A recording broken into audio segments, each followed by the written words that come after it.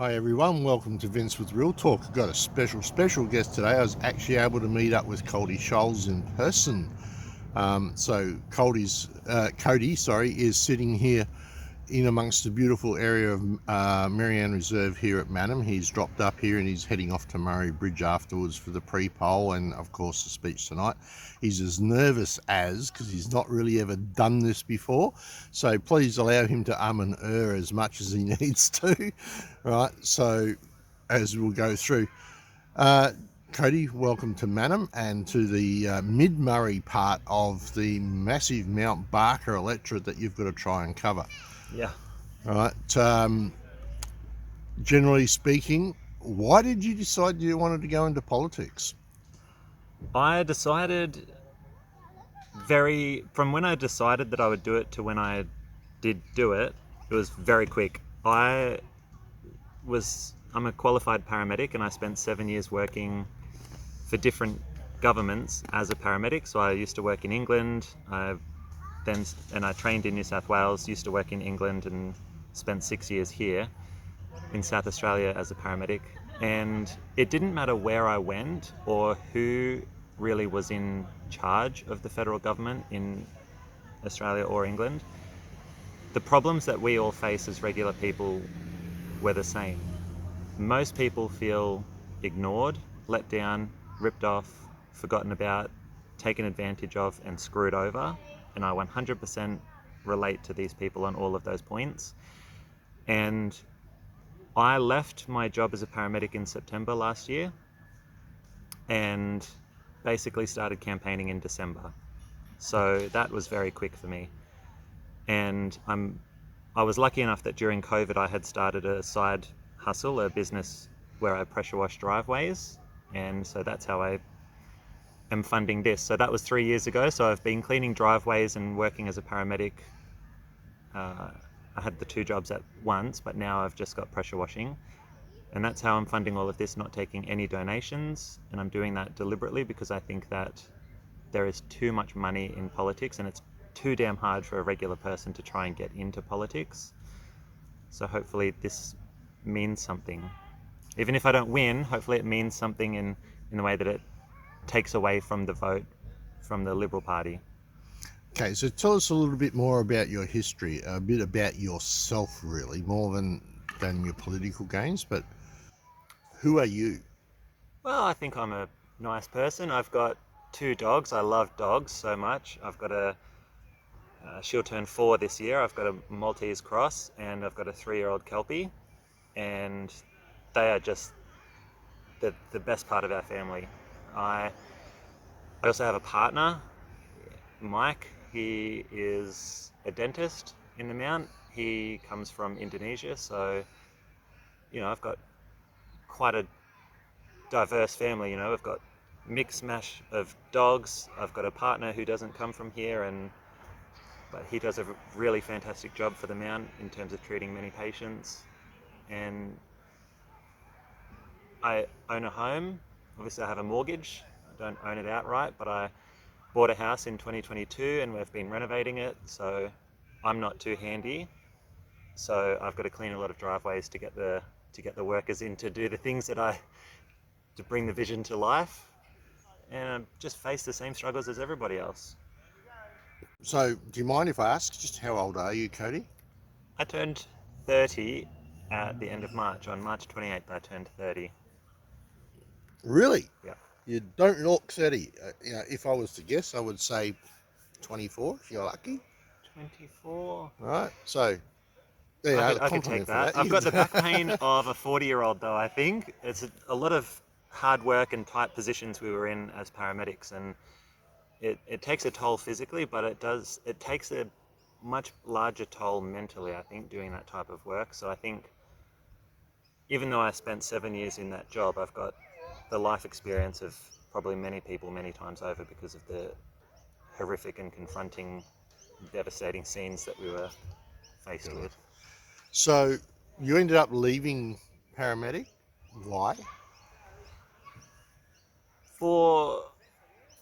I guess the major reason is I did have an injury. I wasn't, I would say, coping anymore with the stress of that type of job. And so I did have a psychiatric evaluation and was deemed to have post-traumatic stress.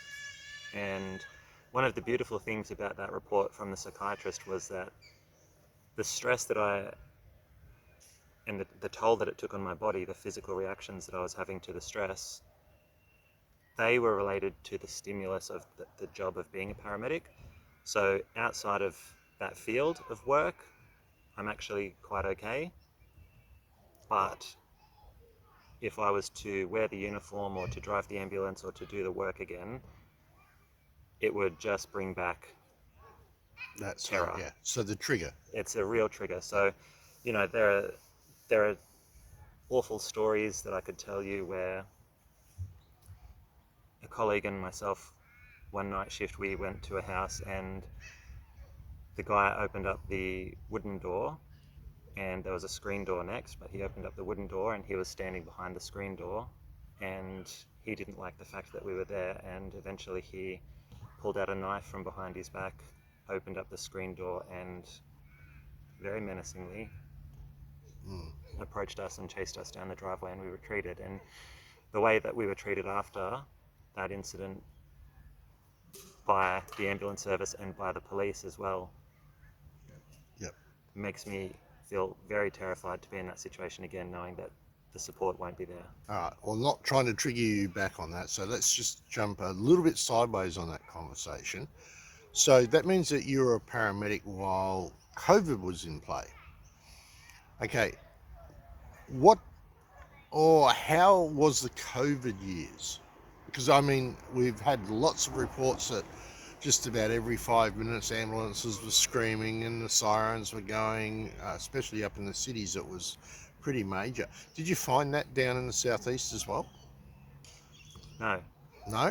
So what, COVID was just like most normal years, or was there an increase? COVID was one of the quietest periods for us in terms of emergency response. So our workload picked up dramatically due to inter-hospital transfers, because patients were going to, regional patients, for example, in Bordertown and Kingston, these patients were going to their local hospitals, but those hospitals were not designated treatment facilities during COVID, or if you were COVID positive, these hospitals couldn't accept you as a patient. And so the best idea that anybody had at the time, the most brilliant idea, was to send ambulances to these hospitals hundreds of kilometres away from the Mount and ferry those patients back to Mount Gambier, where Mount Gambier was a designated treatment facility for COVID positive patients. Right. So our emergency response wasn't increased at all. There weren't people at home, in dire straits or dying on the street or collapsing everywhere. What we did face, though, were an increase in call-outs because of side effects after people had had the vaccines. Okay. Yeah, Personally. we won't go too far into it, but you've personally, just so that YouTube doesn't take us down, you've personally seen that, and that's your personal opinion, isn't that correct? That's my personal opinion, Yeah. and that's not the opinion of the majority, I would say, because it's an unpopular opinion to talk about, but it's what a lot of healthcare workers were aware of and faced at the time, in my opinion. Okay. So staying on healthcare, let's move forward. I noticed there's not a lot being talked about aged care for people at this stage. Do you have any comments on that? Yeah, I think that's really a glaring mistake in any sort of priority from federal or state governments, because I know that there's about to be a new, I think it's in June or July this year, there's a new reform coming to aged care from the federal government, and this reform relates to cost-cutting measures, which means that recipients of My Aged Care or other Commonwealth-funded aged care packages are going to have to pay more to receive their services in many cases. And instead of being categorized from 1 to 4 in terms of level of need, there's now 8 levels. And so we know that if you were at level 1 and your needs increase because your condition is deteriorating, there can be about it varies, but say for example, a 5-month wait for you to be assessed. So from the day that your condition is deteriorated, you've got to wait 5 months to be assessed by an aged care assessment team. Then after that assessment, they might say you've gone from a level 1 to a level 3, so you've increased your need and your requirement. Then you can still be waiting from that moment 12 to 18 months for funding to come through.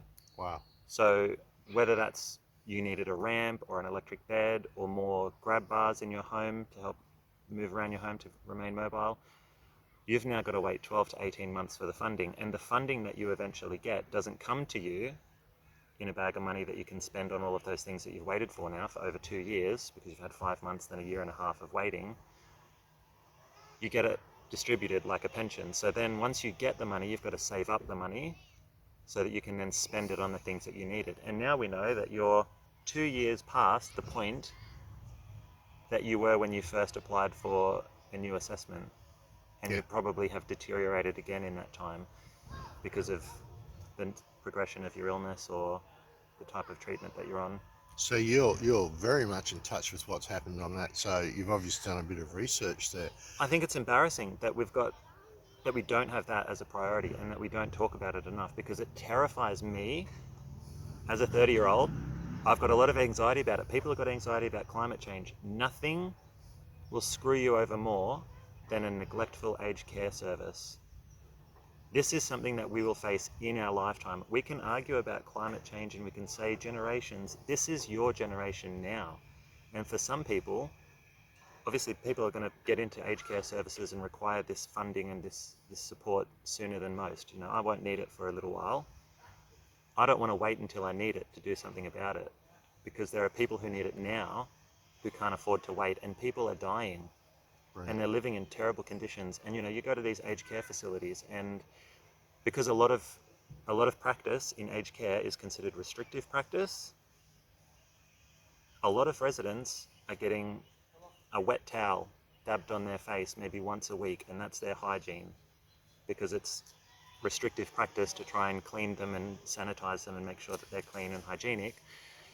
So then because they haven't been cleaned, they're not rolling over, they've got pressure sores, they've got ulcers, they've got bad smells and infections, frequent urinary tract infections.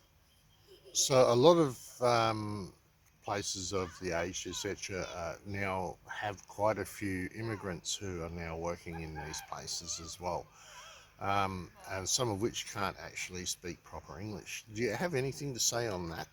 Yeah, I think that's a real shame, because elderly people, typically elder Australians,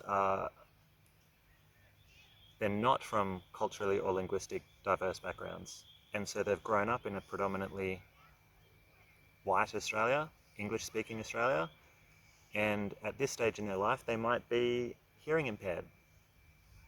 And There's a joke in there. What? Sorry. yes, huh? So they face not just some of their cultural prejudices, but they face actual disability in terms of their hearing impairment. And I think some of the people who have been hired or contracted to do the work in aged care come from different countries with different standards on how they treat elderly people, and they're under a lot of pressure themselves, because the companies, the aged care facilities that they work for, are trying to say, right, you've got 30 residents, you've got to shower them all in 3 hours. If you don't get it done, then they're just under this pressure. And because everything's restrictive practice, and because you can't try your hardest to keep these people, the elderly residents, clean, make sure that they eat okay so that they can stay, with energy, and there's just a lot of neglect. And I don't think all of it is on the staff. I think it's on, certainly around the idea of restrictive practice. I think it's around the idea of funding. Mm-hmm. I think How would you actually handle or try and move that forward? What have you got some ideas on what you would do there? Well, the beautiful thing about not taking any donations is that if I'm lucky enough to be elected, nothing would stop me from talking about this. And so if I was to sit in the House of Reps as the member for Barker, I would spend a lot of time with the Minister for Aged Care, with the Federal Health Minister, and I would be championing this just as strongly as what I championed for my patients' rights when I was a paramedic. Yeah. And so I spent years in the back of an ambulance and in hospitals advocating for my patients. And now I don't think you should be sick or vulnerable to have to get good representation. I want to represent people all the time, whether they're healthy, whether they're older, whether they're younger. Okay, well, there's a brilliant answer to that. The next question I have, what do you think about the current homing situation? I think it's a disaster that Australia has for so long, that the federal government has neglected to build the infrastructure and to allow for the building of homes and nation building projects. Like, I think here in the upper portion of the Barker electorate around Murray Bridge and Manham, there's land that we could build houses, but there is so much red tape that's duplicated, where we've got federal government compliance, state government compliance, and local government compliance, and all of a sudden we've got the same type of restrictions but over 3 different governments we've got to deal with. And these governments aren't working together to build infrastructure such as sewerage so that we can start to build the homes. They're not looking at building schools or hospitals, they're just building homes. And what we know about that is in the Barossa, we've got people in the Barossa who have figured out that it's quicker and probably more convenient for them to drive to the Lyell McEwen Hospital than it is to go to their local hospital. Because services are always available at the Lyell McEwen, and it's fully funded by the federal government. It's a government funded hospital. You can be seen as a patient and treated under Medicare, whereas I know, for instance, the Anguston Hospital in the Barossa, that's a user pays system. So even though you pay 100% of your tax, you don't get a Medicare funded hospital because you as a patient get a bill after you're seen at the emergency department. So a lot of patients from the Barossa are leaving their local area, going to the Lyell McEwen, putting pressure on that hospital. And when the governments look at it and they go, oh, well, utilisation's quite low at Anguston, so we'll continue to take more things away from it. For most people who are aware, Lyell McEwen is actually in Elizabeth in Adelaide. So Salisbury, Elizabeth, I'm trying to remember. One of those two places just there. So that's a significant drive from the Barossa, just to let you know. Okay, so with the limited amount of housing that is available, plus we have a fairly significant influx of immigrants, we're not going to say anything bad about who's coming into the country, but the influx of immigrants that we've got is way in excess of the houses we've got to put them in. Do you think that we need to restrict that inflow while we get our own houses back under control? Yeah, I think we need to be sensible about how we invite people to our country. We need to, a lot of, like myself included, a lot of Australians have got immigrant partners or they come from immigrant families, and the immigration crisis doesn't just affect people who look like me, it affects the immigrants that are already here. And so if we want to make sure that people like me and new Australians that choose to come here can get ahead, can access services, can get into schools and get a job and have a good quality of life, then we do have to be more sensible about the numbers that we're willing to accept coming into Australia. Because high immigration doesn't just affect me, it affects my partner who's also an immigrant. and he's not a citizen. How long's Michael been here? He came to Australia in 2018 to study dentistry at University of Adelaide. Oh, okay. So 2018, and he's been out for over 2 years now. So he's been living with me in Mount Gambier because we were long distance for a while. Almost all of the studies.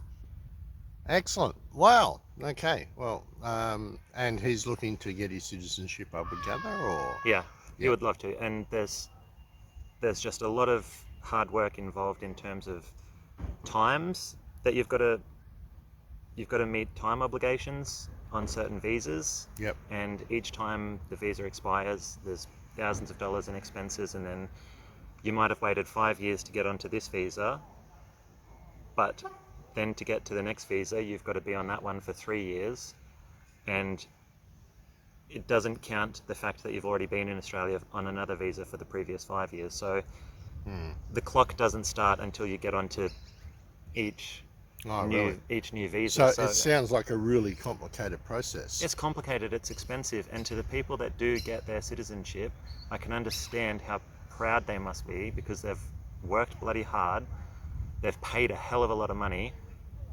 and all of these people that are becoming citizens are doing so while working because it is so expensive and they can't be here and spend a certain amount of time overseas. So if they want to live here, they can't spend more than, say, 90 days overseas because then that stops their clock again. So they're here, they're contributing, they're working because they have to pay these huge fees, they have to keep their clock ticking, and a lot of the jobs that they do are the jobs that Australians say that they can't do or won't do. And one of the examples that you said earlier was aged care. Yes.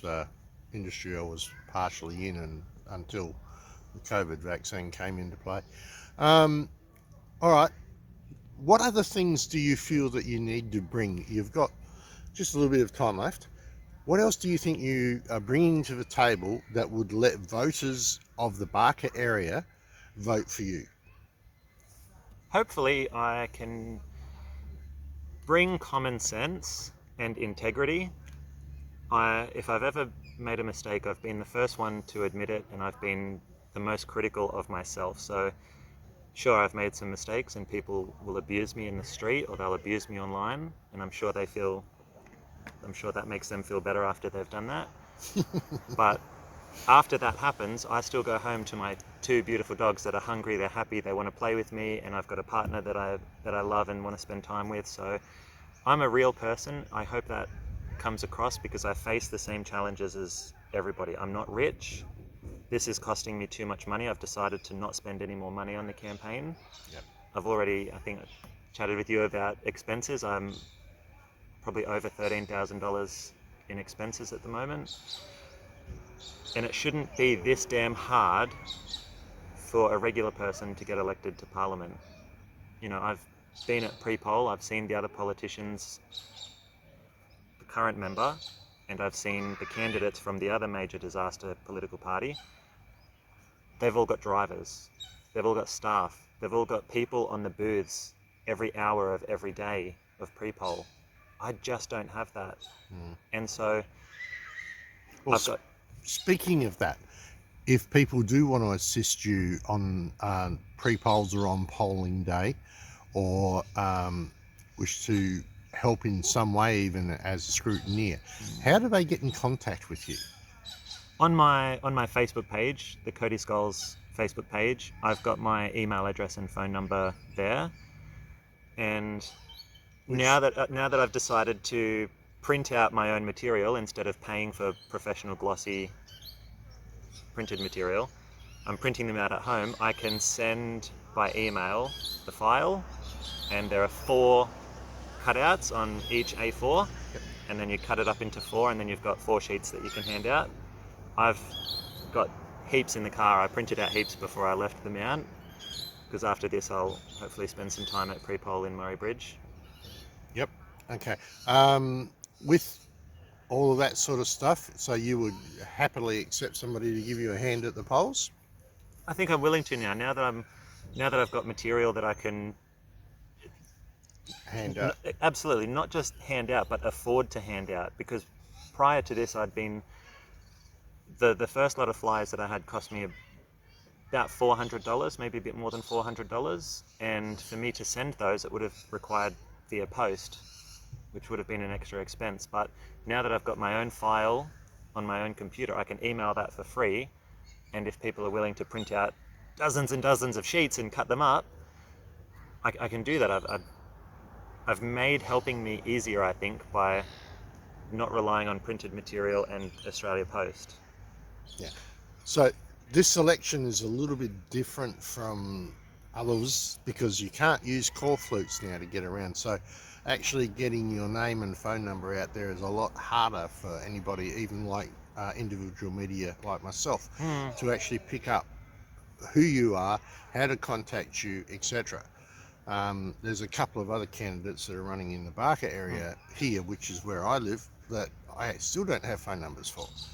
Right, so it's very difficult to get that information. I agree with you. Nobody knows who I am because they can't afford advertising, and there are no core flutes, and there are so many rules around core flutes as well, in terms of when you can put them up and how far away they can be from certain places and when to take them down. And I've just got no support to be across the legislation or to put them up and bring them down on time to avoid fines. So it's not something that affects me too much. But if people do manage to find me by chance on Facebook, like they've seen the newspaper write an article about me, because those are free advertisements, right? I was going to ask you about that. How has the news and the press and the radio stations and that, have they been in touch with you, or have you been in touch with them? I don't know if I was lucky enough or if it just happens this way, but I've been on ABC Southeast once on the radio. I've been on Triple M with Ewan in Mount Gambier twice, I think. And the newspapers, they reach out. So each week there are different questions and answers given to the candidates, and we submit our answers, and then they publish those for free for us. So that's probably the only way some people would have seen me before, in those editions of the newspaper. But if they do get to my Facebook page, everything is there. Phone number, email address, direct message. Now, just we'll try and add it to the footer of. I'll get your Facebook page, and we'll try and add it to the descriptions down below this video on FBN. But if you do a search for yourself on Google, do you find yourself? I've been trying to, because I did search for myself for a long time. It went to an outdated page, and I guess now because I searched for myself too many times, or maybe because now more people are following the page. Now, thankfully, when you search Cody Scholes in Google, my Facebook page does come up. Right. And also, if you're already on Facebook and you type into the search bar of Facebook, it's a public figure page. It will come up as a suggestion for you to follow. Yeah. Okay, so it's a really very, very, very strong Liberal seat. How do you like your chances of winning? Winning, I don't think there's high chances of that. Just be honest, right? Yep. And so if I can't win, then the next step down from that is to try my hardest to reach the 4% threshold of the electoral vote, so that I can have some of my expenses covered. But Vince, when I was working as a paramedic in 2022, I did fund a candidate in that election, an independent, and that candidate, I thought, was doing a fantastic job, and they were, and credit to them, but unfortunately they did not get the 4% themselves. And so I know that because I've looked at that before, and I'm looking at what I'm doing, probably with less help than what the other candidate had, and I don't think that I'll win the seat. I don't think that I'll get my 4%. I know I won't get my money back. but people need to keep having a go. People need to keep disrupting the major letdowns. I call the major parties the major disasters or the major letdowns, Yep. because that's what they are. Somebody has to keep turning up and holding them accountable. And when I was at pre-poll all week last week, the current member was there carrying on and obviously felt very threatened or upset by the fact that there was somebody there being authentic, paying for everything themselves, driving themselves around, relying on themselves, not their staff, not their team. And I don't have millions of dollars. I don't even have hundreds of thousands, and I'm running out of thousands of dollars. I clean driveways for a living, and if nobody is calling me to have their driveway cleaned, I don't make money. Yep.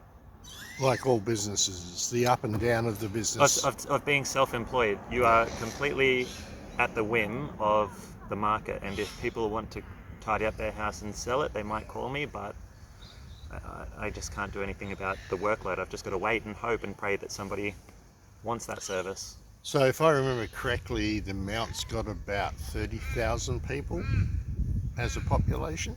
So it's not a really big market area for what your business is either. So that's another thing that needs to be taken into account. Yeah. Well, if you live in the Mount or surrounding towns, call me. Yep. So that means places like Millicent. I would, yes. Yeah, Narra Court, which is probably just on the 100k mark. Yeah, so, that's just as far as I'd like. Yeah.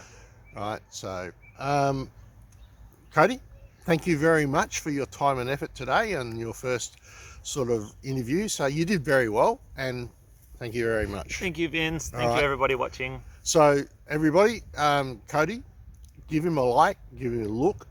All right, if you believe in what he's saying, and he spoke honestly today, all right, take your choices. Tony, right, you're not getting your $4 from this voter, so it'll be somebody else. So especially here now, remember when you're doing Yellow House vote, please, if you like your independents, make sure that you do mark all the boxes, because otherwise your vote for your independent is just going to get thrown aside. Okay? Absolutely. And how I voted on Tuesday last week, I've put the major disasters dead last. So I put Labor at 9 and the Liberal member at 10, because we're such a safe Liberal seat. And so he'll only get disrupted if he's dead last. There are a lot of other equal 10s, but I think that the biggest swing will take place if he's dead last on most people's. But I say dead last as number 10, because on the ballot, on the green ballot, my name is right at the bottom. So yeah. don't just number in order 1 down to 10. Actually, surprisingly, they get thrown out. Did you know that? No. If you go 1 all the way down to number 10, it is automatically thrown out. I did not know that. Yes, it's actually in the rules. I looked it up this time around. Anyway, so just be aware, right? Do number your people. Cody's down the bottom there, so you could always go in reverse order and start number 1 at the bottom and move up. But thank you again, Cody, for coming in and having a chat with Freedom Broadcasting Network and Real Talk with Vince. Pleased to have you on. Pleased to hear what you had to say. Say hello to Michael and the dogs when you get back. And with that, we shall catch you all later. Thank you.